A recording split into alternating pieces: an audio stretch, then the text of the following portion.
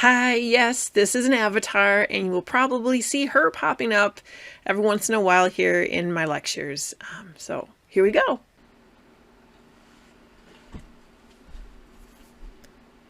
When we've been talking in part one of this lecture, Short History of Humankind, we've been taking a look at the history of humankind in a general context, and then we got into talking about the type of society anthropologists tell us humans have lived in for most of our existence as human beings. Over 95% of our existence as human beings, we have lived in tribal societies, what are also called small-scale societies.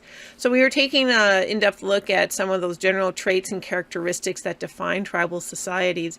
And of course, keeping in mind as we're going through looking at small-scale societies or tribes, large-scale societies or civilizations, global-scale societies, etc., we are talking about the general traits and characteristics. And of course, as with anything, when you generalize, there are always exceptions, and individual societies are very different. And of course, individual beings within those societies are, beings themselves with their own minds and ways of doing things. But we're talking about general cultural influences that are indicative, are typical of these different type of societies that we have had as human beings. Now, it's interesting, here in North America, there are a number of different stories, and I'm sure there would be on other continents as well if I was aware of them. But there are a number of different stories that go back thousands of years or come from thousands of years ago from different tribes. Like there are a couple that I can think of with some of the Plains nations where they talk about a time in their history when they weren't treating the land right, where they started to abuse the land and take advantage of the gifts that the earth was offering. And depending on the society and the history that was going on, some may have overhunted, some may have overharvested. But many of those stories talk about the cultures realizing that they were going down the wrong track. It might have taken them several generations to realize this, or depending, the histories are going to vary. But there's these stories of, there was a time when we forgot it, when we forgot our responsibilities and obligations, and our good ways of living with the land. But and our people had to get back onto the good way again, because we got off on the wrong track. So our people had to get back on the good way again. So there are stories like that here in Native America that come from thousands of years ago. Of course, we also know we have societies here in both North and South America that developed into city-based societies, and some of those, like we see in Chaco Canyon, I believe, some of those we don't know what happened to. They seem to have gone off on a path of ecologically kind of devastated their area, took too much water, there was periods of drought, and they just disappear as a civilization. They don't make it.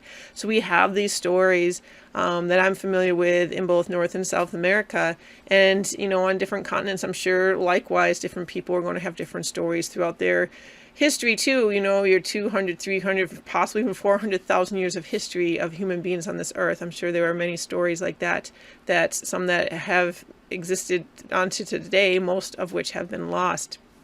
So the idea is, although we as humans have existed for most of our time in history in tribal societies, cultures get off track. Cultures lose their way. They forget what is a good way to live with each other and to live with the land around them.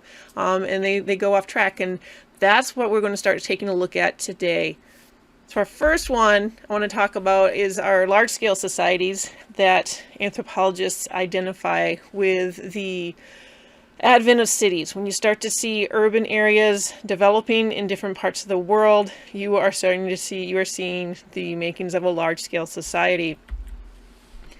So according to anthropologists, our large-scale societies, or what we will call civilizations, we'll talk about that word in a minute, have been around for about 6,000 years, plus or minus. And this happens to coincide with the time that in Western culture we identify as history.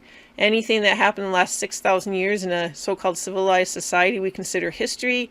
Anything that happened before 6,000 years ago or in a society that was not city-based, we do not consider history. We consider prehistoric or prehistory.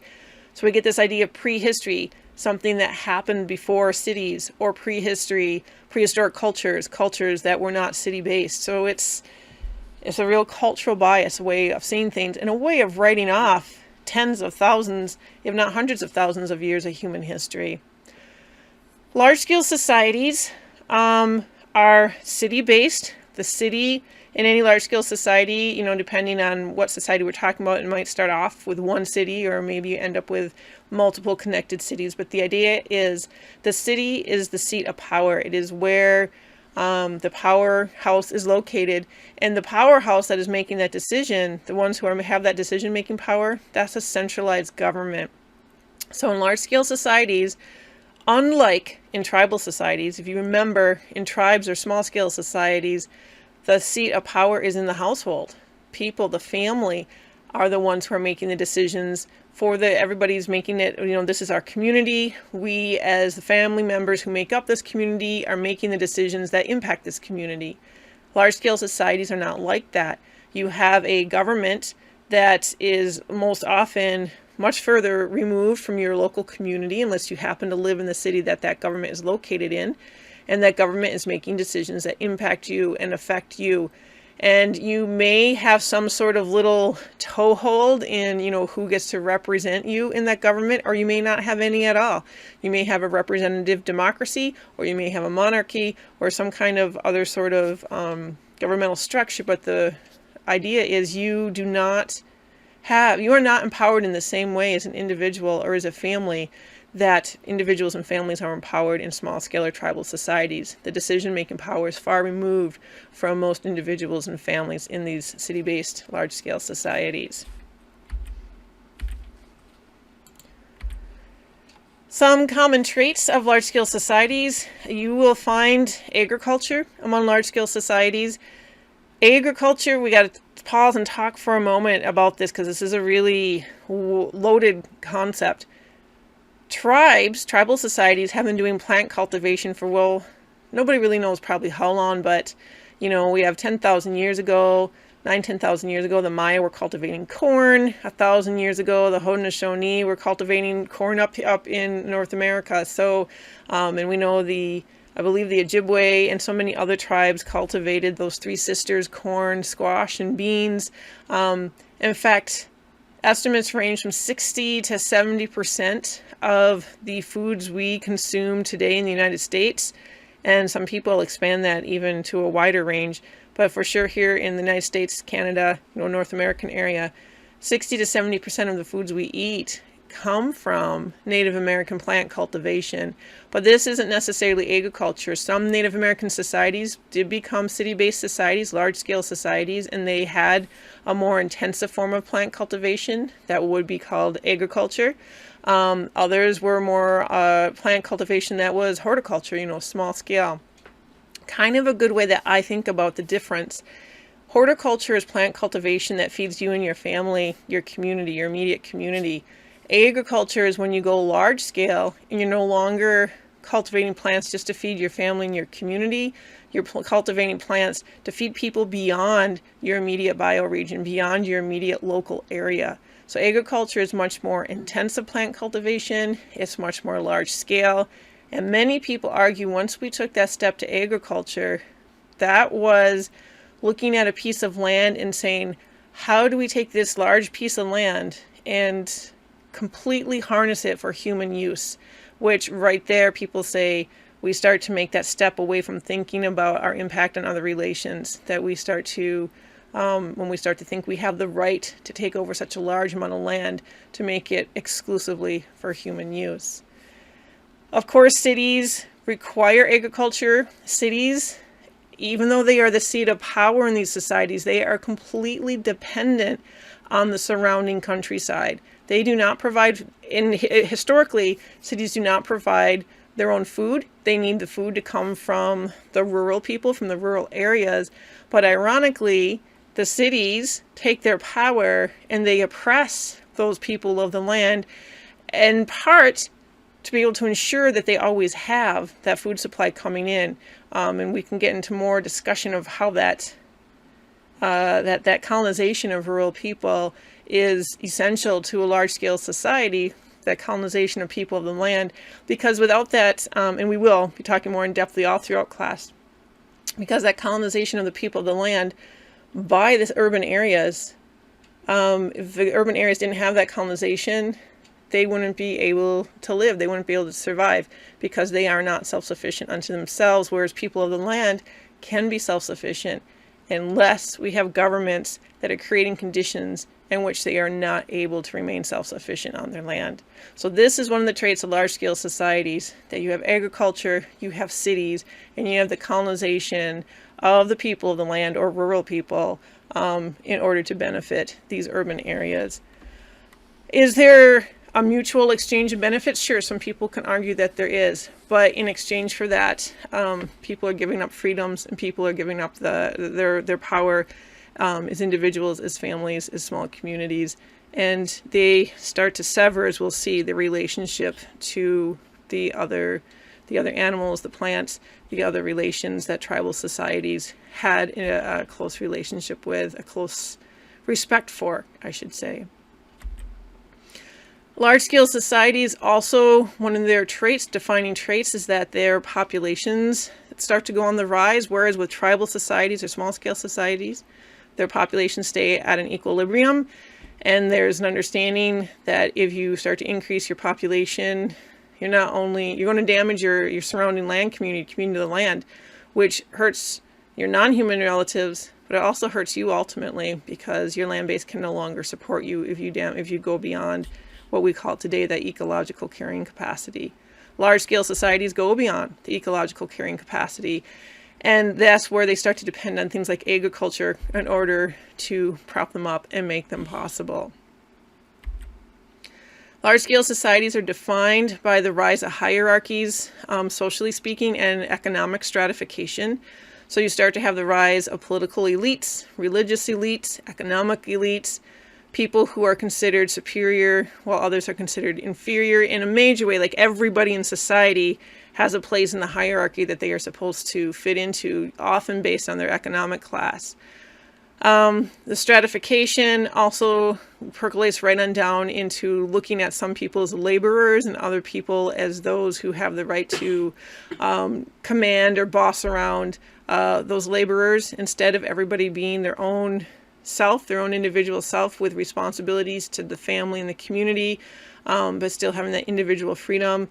That's a tribal society's way of doing things. A large-scale society looks at an individual as a cog within their society, and there's a definite level in that hierarchy of that society that cog fits into, and the role and the functions they're supposed to perform in that society. And it's like I said, you start to see with this increased population, rise of cities, these large-scale societies, people get organized into hierarchies of inferiority and superiority. And this actually, as we'll see later on in other lectures, starts to apply to the way these sort of societies start to see the world as a whole. Large-scale societies also are marked by standing militaries and violent expansion, what some people call predatory expansion. In tribal societies, by contrast, while there would be people who fought wars or were trained or skilled at fighting wars, and again, not all small-scale societies had those warriors, being a warrior meant, one, you had the right to decide what wars you were going to take part in. There might be some that you didn't agree with, and you wouldn't have to participate. There was no governmental force that was, as a typical thing, forcing you to fight a war you didn't believe in. And two, in a tribal society, being a warrior didn't just mean being ready to pick up weapons when your state government called you to go pick up weapons. One, again, you had, in tribal societies, you had that choice to decide what you wanted to fight and what you didn't if your community decided to go to war. But two, as a warrior, the idea was that you looked after your people. So this meant, kind of like what the American Indian movement was like in the 1960s and 70s, and the Black Panther movement, you look after your community by making sure the children in the community are fed. Make sure the elders are taken care of. Make sure if somebody doesn't have, warm clothes in the winter, that you give the clothing off your back to that person, and you endure the hardship as a warrior, so that you can make sure that somebody else is taken care of. So being a warrior in tribal societies was far more than just having the ability or the skill to kill an enemy. There was a lot more that was involved with that. Large-scale societies, however, their militaries were meant to be always on standby. When the centralized government wanted the soldiers to go and fight, the soldiers are expected to just pick up their arms and go fight, no questions asked. They don't have the legal right to make a decision whether they feel that war is just or not, that ethical or not, warranted or not, or that it's something they want to be a part in. That's not part of what they do. They're just meant to be there for the state government to use. As part of this, standing militaries and large-scale societies are frequently used for violent expansion of that particular society, what some call predatory expansion. This is, while tribal societies typically did not, there was obviously territorial disputes, and obviously when balances were upset, you know, when somebody comes into one person's territory and they'll push somebody else out who goes to another person, and that can cause problems, which we saw when the colonists came from Europe. We started to see that kind of rolling effect in Native America. But as a general thing, territorial acquisition, you know, expanding one's land area was not really a thing in tribal societies, but it is a thing very much so in large-scale societies. Constant expansion and constant growth are something that often mark large-scale societies, to the point that they're always looking, oh, well, we have the power now to take over this next area of land. And usually, for most of history, it's usually been neighboring land areas that people go after, and that changes, as we'll see when we get to global scale societies. But the idea is always constantly pressing into other people's territories to gain ever more land, kind of like the game of Risk, right? The game of Risk defines large-scale societies and their standing militaries perfectly. What else do I want to say about this? Oh, much of that predatory expansion is often, or has been historically, often against people of the land, other rural lands, and particularly when an urban-based society is, you know, one of the earlier ones, one of the first ones in an area, it'll be expanding against tribes, or trying to expand against tribes. Tribes put up a really good fight for thousands of years, as we'll talk about too. So these standing militaries, predatory expansion is an attempt to acquire more territory for this any particular large-scale society. Much of that involves pressing up and trying to take territory from rural people and tribal people as the urban-based large-scale society seeks to expand its borders using its standing military. Large-scale societies compared to tribal societies have a decreased health, have decreased health and a decreased lifespan. When we take a look at societies where people adopt agriculture, that is this large-scale plant cultivation, which is typically a part of large-scale societies, you start to see people's general health decline. Their dental health declines, every aspect of their health. I think they even get shorter when you take a look at these agricultural large-scale societies. Life expectancies also sharply decrease compared to hunter-gatherer societies, and it's not really for whatever reason. Is it because going to an agricultural lifestyle as opposed to hunting and gathering in and of itself, it creates conditions that are poorer for human health? Or, as I suspect more, is that when you are in a hierarchical society like a large-scale society, when you're economically stratified and you have these hierarchies set up, it means people who have less status in society have less access to health care, and other aspects, you live harder lives because the elites are driving you harder than they drive themselves. They put you in poorer conditions than they put themselves in. And you see this reflected whether we're talking about the Mayan urban empires, or we're talking about, you know, the British Empire, or any of these other large-scale urban societies. You see that those who have more money live longer and have better health in general than those who have less money in those societies. So these large-scale societies, that stratification and hierarchy has very real-world consequences for the people who are a part of these societies. Large-scale societies too, in part because of agriculture, in part because of the urbanization that happens. You know, people People leave the land and go into cities. Sometimes this is a forced removal from the land. Other times it's a economically driven choice, and other times it's just a personal choice to go into cities. But as people leave the land, they become disconnected from that particular community. In tribal societies, most tribes as a general thing had family roots, community roots that went back in a particular piece of land for generation upon generation upon generation. Those people knew that land intimately, knew it so well, knew the animals, knew the plants that lived there, knew how to live there well, knew how, what kind of things were a poor way of living, a living that negatively impacted the land. When you leave the land and you divorce yourself from that generations old connection, you lose all that knowledge, you lose all that understanding, and it can give rise to a complete separation or an effective enough separation that you begin to elevate yourself as a human being to see yourself as separate from and disconnected from, and in that same hierarchical way of thinking, superior to the rest of the planet, the other beings that are on this planet. This is something, in other words, in large-scale societies, one of their defining traits that you will find in most large-scale societies is an ideology of human supremacism, that humans are somehow the superior life form on the planet. And this is particularly true, I can speak with most authority on this when we talk about Western culture and Western large-scale society. Western referring to European. We use that term Western for whatever reason.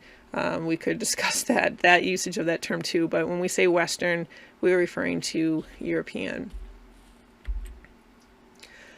The goal of large-scale societies is the expansion and intensification of state power, and along with that, in order to expand and intensify the state's power, meaning the state, meaning the society itself, the large-scale society, as part of expanding and intensifying the society's power, population growth both occurs and is encouraged to occur in many ways. In fact, you can see this whole ideology of growth gets emphasized even more as we get into global scale societies. But the idea is that the more population there is, the more people there are to be contributing economically to the society. Whether or not those people are living good lives really doesn't matter. It starts to focus on, well, how the more people we have, the more soldiers we have, the more farmers we have, the more workers we have, right? So it's, for whatever reason, population growth starts to be celebrated and something that you start to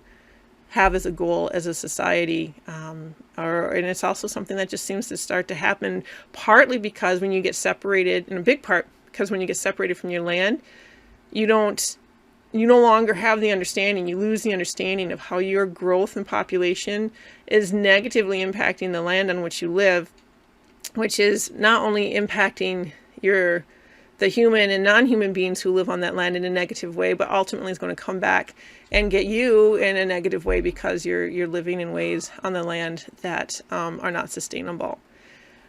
And of course, as part of expanding and intensifying the society's power, expanding the society's territory, hold over certain territory, is one of the key goals of large-scale societies.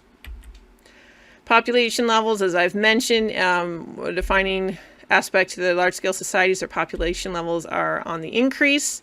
The land is no longer seen as full of gifts and relatives, but rather starts to be seen in terms of resource mentality. The land has things that you have a right that you are entitled to take as you see fit and to enrich yourself from.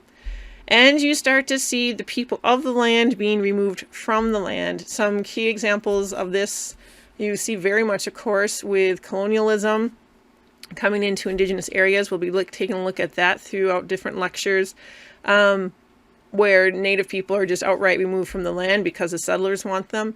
But you also see it in places like, say, in Britain, when the elites of the area decided they no longer wanted, there's a lot. One about almost been 1100, 1200 AD, There was something called the Forest Charter that was passed, and this had everything to do with the fact that the British king was trying to keep people out of the forest, and people needed the forest to make a living on. You have the whole concept of feudalism, where people no longer have a land that they can call their own as a community or as a family. They no longer have a territory they can call their own because an elite now claims it, but they are still allowed to work that land as long as they pay the elite a certain amount of whatever they earn from working that land, farming that land. And then you get outright things like these enclosure acts where more and more people weren't even allowed to work on the land that those elites held, and having no other option, many of those people had to leave even the villages, the rural villages that they were living in, and they had to go find jobs in the city. This just happened to coincide with the rise of the Industrial Revolution and those industrial factories' need for workers in those cities at the same time. So just some examples, but one of the defining traits of large-scale societies you so often see is that people of the land begin to be removed from the land in various ways, but all with the sanctioning and the approval of that society's government. So with large-scale societies, this is when our global human population starts to ascend that J-curve. If you remember from the previous lecture, tribal societies, our small-scale societies, we tended locally and globally, to stay at population equilibriums. People were aware about how their population impacted their surrounding land. There was environmental ethics that were involved that helped cultures to be aware of their impact on the ecological carrying capacity of any given land, not just for humans, but for other beings as well, plants, animals, and the other beings that are out there on our planet here. But when we have large-scale societies and cities emerging, we start to have people, like we talked about, getting removed from the land, agriculture developing, and that whole shift to a belief that land can be taken over for solely human use. Things start to change in terms of our population too. We seem to lose, those cultures who develop these sort of societies seem to lose the understanding of how larger population numbers negatively impact the land, ultimately not having a negative impact on the human population, as well as the plant, animals, insects, fish, everybody else who's out there on this planet as well. So beginning about 6,000 years ago, you see the ascension on this, what's called a population J-curve, began. Our global increase, people estimate about 6,000 years ago, shifting from an equilibrium where we're somewhere around 4 million, the estimates go, to we're starting to shift at the very beginning, 6,000 years ago, to about 5 million. And we will keep seeing that number shift as we go through the next several thousand years. During this time period, we see with large-scale societies emerge in different places. And keep in mind, large-scale societies were not the dominant form of societies for thousands of years in human history. So of course, the 200 to 400,000 years before there were cities, they weren't the dominant form. But even once we start to have a city developing in the Mideast, or cities developing in Mesoamerica, or cities developing in Asia, even then they were not, even as cities started to come about and these large-scale societies rose with them, these were not the dominant form of human society on the planet for thousands of years, as we'll talk about later in this lecture. However, large-scale societies, like I said, one of the defining traits was violent expansion of their state territories, particularly against their neighboring territories, which frequently were rural and or tribal people. That's what those expansions, especially in the early times, was expansion against tribal people. That continues well up into the 1800s, where the expansion typically is happening into tribal territories. But in general, through these next 5,000, 6,000 years, the tribes remain strong. There are many tribes, of course, that end up being colonized by these civilizations, by these large-scale societies, but most of the tribes on the planet in terms of geographical area remain strong for most of this 5,000, 6,000 years, as we will talk about. It's worth it to note too that Europe went through this colonization as well. It was a tribal area, but as large-scale societies were pressing up against them and pressing into their territory, things started to shift in Europe, and eventually they too become colonized by these city-based societies. Although, some of the last tribes to be colonized would be in places like Ireland, and we still have the Sami in Northern Europe today who are like Native American people here in North America, still working very hard to retain their traditional homelands and traditional ways of living and being Sami even in the face of this industrial society that is colonizing the planet, all of which we'll be getting to in a little while. Here's just an image here that, we talk about colonization, but we never really ask, or many people don't often ask, where did colonization begin? We just assume that colonization is the way humans always act with each other, but that's not true. Tribal societies, small-scale societies were very self-sufficient.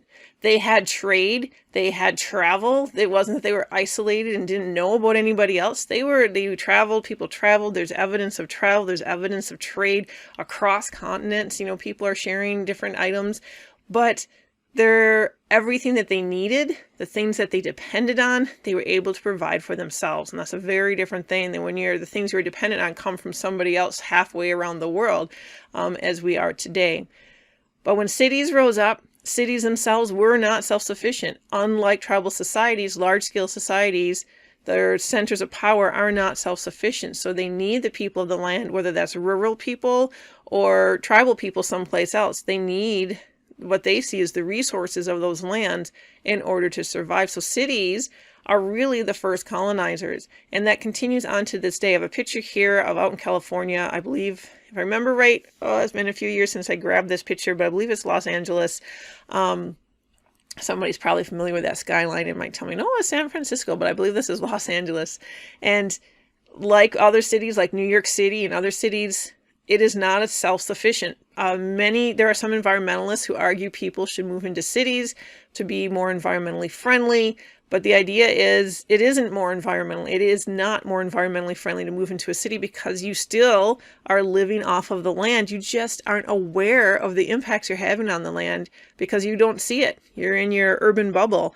Here, for example, Los Angeles does not have a water supply within the city limits that it can rely on. Instead, it has miles and miles and miles of like you see in the top black and white photo, of these siphons, these I don't know if you officially can call them aqueducts, but they're essentially, pipelines going up into the mountains in order to get the mountain water that gets piped back down to this urban area. So these mountain areas are experiencing depletions of water because the city is so huge it can't provide for its own water supply within its limits. So it is reaching out, sucking up this water from other places. New York City is another example of a city that doesn't have its own water supply within its borders.